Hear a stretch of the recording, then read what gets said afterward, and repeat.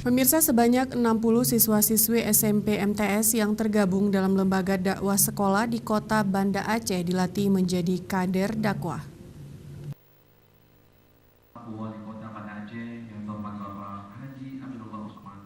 Wali Kota Banda Aceh, Aminullah Usman, membuka acara penguatan lembaga dakwah sekolah tahun 2018 di Aula ITLC Kota Banda Aceh.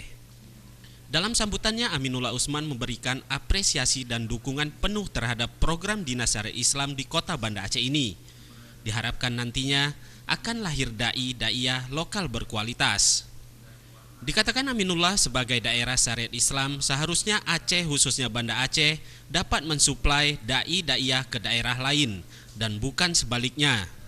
Oleh karena itu, Pemko ke depan akan memberi perhatian khusus untuk segala kegiatan-kegiatan pembinaan kader dakwah. Aminullah Usman berharap kepada siswa-siswi kader dakwah tersebut agar selalu menjalani kehidupan sehari-hari untuk tidak keluar dari koridor-koridor syariat. Selain itu, untuk menjadi seorang dai yang hebat harus selalu memiliki akhlak yang mulia. Ini menjadi sangat penting dan strategis bagi pelaksanaan syariat Islam untuk masa yang akan datang.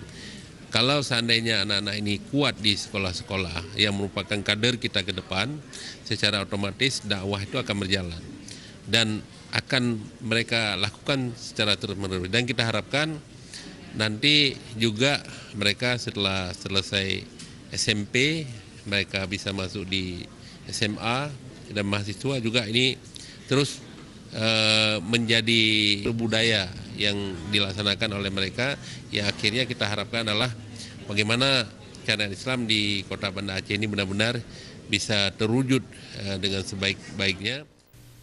Sementara itu, Kepala Dinas Syariat Islam Kota Banda Aceh, Alizar, mengatakan penguatan dakwah tingkat sekolah ini merupakan kegiatan rutin tahunan yang dilaksanakan secara berkesinambungan dengan tujuan untuk menumbuhkan ruh dakwah di kalangan siswa dan untuk membentengi diri serta kawan-kawannya dari pengaruh-pengaruh aliran sesat.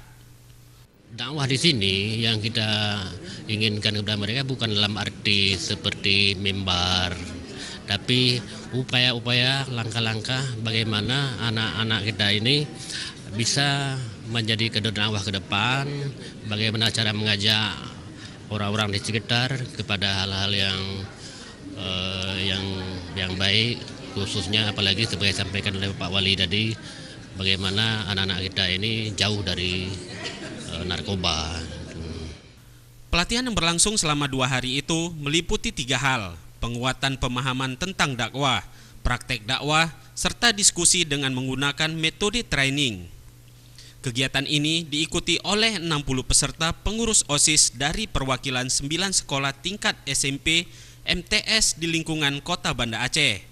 Mereka akan dimentori oleh praktisi dakwah Kota Banda Aceh. Tim Liputan Aceh TV.